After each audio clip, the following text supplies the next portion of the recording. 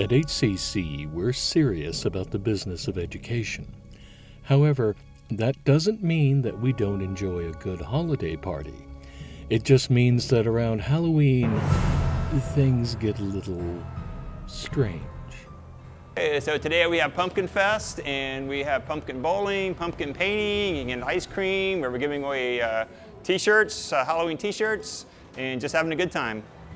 Today is Halloween and we are doing pumpkin painting.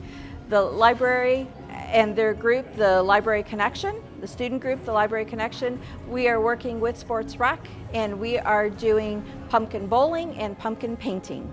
Pumpkin bowling, the pins look like candy corn and the pumpkins are real pumpkins, and you get 3 shots and try to knock as many pins down as you can.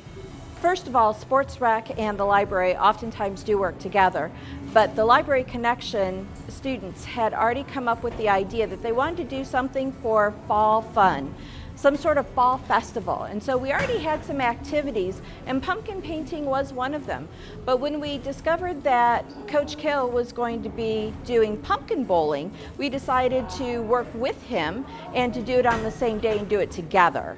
Some of the activities that TLC, which is the Library Connection, that we had decided to do, besides pumpkin painting, we did a prize wheel, a trick-or-treat prize wheel, where you either got candy, or if you got the trick, you had to answer a trivia question for better prizes.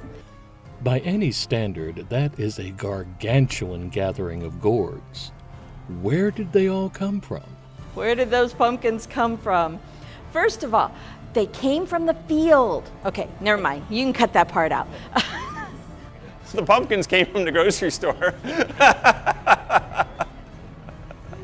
Like I said, things get a little weird. Now, seriously. Actually, the pumpkins came from 2 different sources. Coach bought a couple of the pumpkins, about 30 pumpkins, and then the Library Connection, TLC, also gets funds from Student Life, and we bought about $200 worth of pumpkins in different sizes. Okay, so why exactly does the college have bowling pins that look like candy corn? Oh, I bought them on Amazon. Okay. Next question. What is the significance of those things with numbers in the back? Those were markers for flag football lines. Just protect the walls. That actually makes sense. Whoa! Now, besides some serious pumpkin abuse, how did everything go? I thought everything went really well today. The kids had a good time, and that's what it was all about. For HCC Beat, this is Randall Williams.